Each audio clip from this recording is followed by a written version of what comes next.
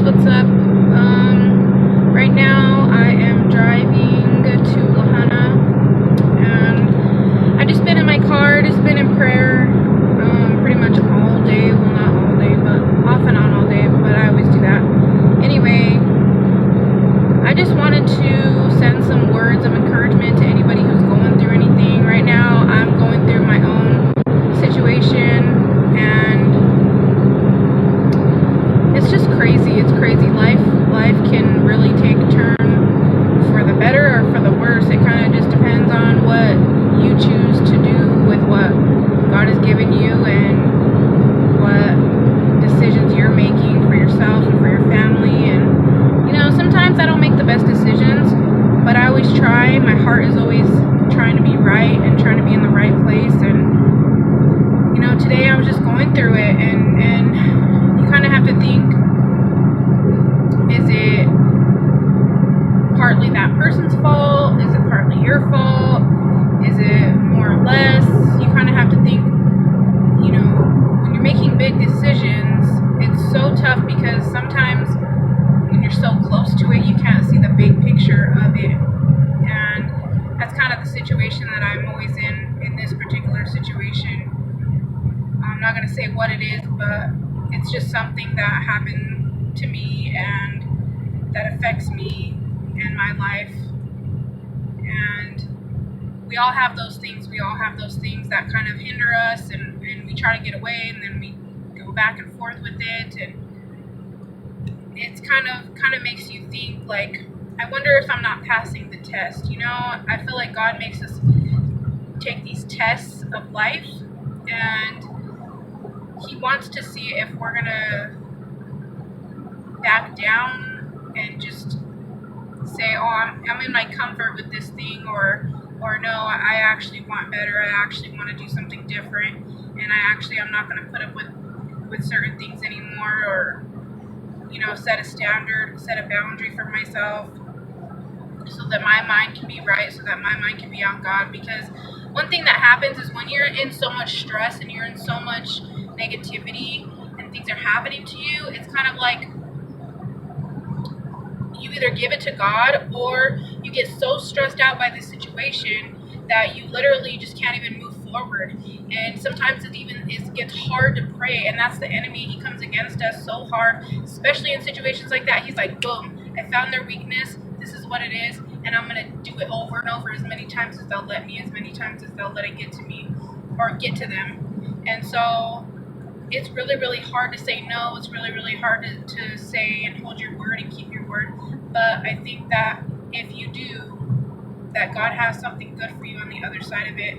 And you have to remember, all the plans that He has for you are good. For your believers, for people that love the Lord, all the plans that He has for you is good. He's waiting for you to go ahead and accept and receive those blessings that He has for you. And that's what I try to do. Even when I stumble and I fall, I still try to get back up and just keep running the race.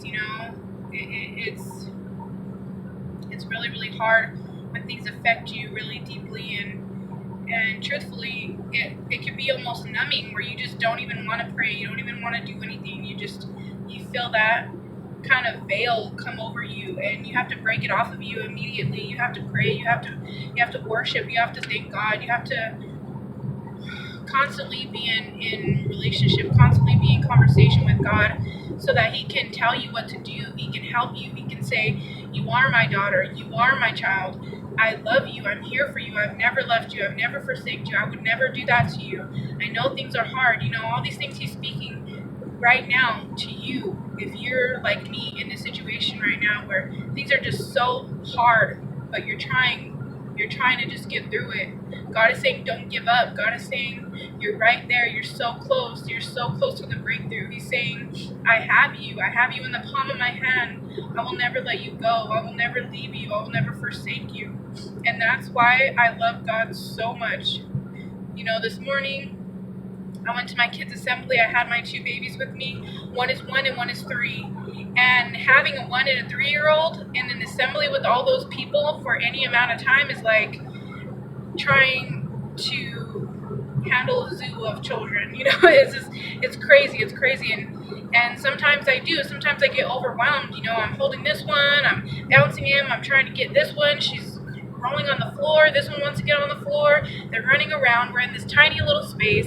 My mind is like, calm down. It's gonna be okay. The one starts crying, then the other one starts crying. It's crazy when you're a mom and you go through things and you're just by yourself. I went home and I just felt like my world was falling apart. I had all this stuff going on, and then on top of it, I'm just trying to go and support my children, and I have my other children who I love, but as mothers, it can be difficult, and we all know that. And I just got on my knees, guys, and I just prayed. I just said, God, help me, and I cried, and and it was like a release. We have to release these things. We have to say, it's okay if I can't do it on my own. We're not meant to do it on our own. And I've said that before. We are not meant to be in this battle alone. The battle's not even ours. It's God's. Give it back to Him. Say, God, you died for this, so I don't have to go through this by myself. And I need you right now. I need your presence. I need your spirit. I need your help. I need your comfort. He's the comforter. He sent His Holy Spirit to live inside of us as the counselor. He'll tell you what to do. He'll tell you, don't move until I say move. Don't do this until I approve it. That's what you have to do. You have to listen. You have to understand. You have to just wait on the Lord. He's good. He'll tell you, yes on this, no on this, wait on that. Give it a second. Just hold on. Let's see how this plays out. There's a timing for everything, guys. I've been in so many situations where I've even gone against God's timing because I'm like, well, this is what it's supposed to be, and it never turns out good for me, never. And there has been times where I really get in my place where I really hear the Lord, and in that season, in that time in my life, it's like I feel 100% at peace, and I know that no matter what, He has me. I know that He takes care of me. So guys, even though I'm going through what I'm going through, pray for me too, but guys, pray for yourself, lay hands on yourself, talk to God, and never forget that He's with you. He'll never leave you. He'll never forsake you. Cry out to Him, ask Him for help. And it's so crazy because it's not like talking to a person. He doesn't have any opinions for you. They're all good. All the things that He wants to tell you are good. You tell Him, oh, this happened. He says, you know the plans that I have for you, plans to prosper you, plans to give you a hope and a future. That's what He tells me. That's what He says to me. And that's the truth. It's the truth. That's what His word says. How can I be mad at that? How can I fight against that? When somebody just, no matter what you say, they just tell you good. They're just there for you. He's saying, I'll comfort you. I'll be here for you. Gosh, it's just so amazing, that relationship, when you open up to it.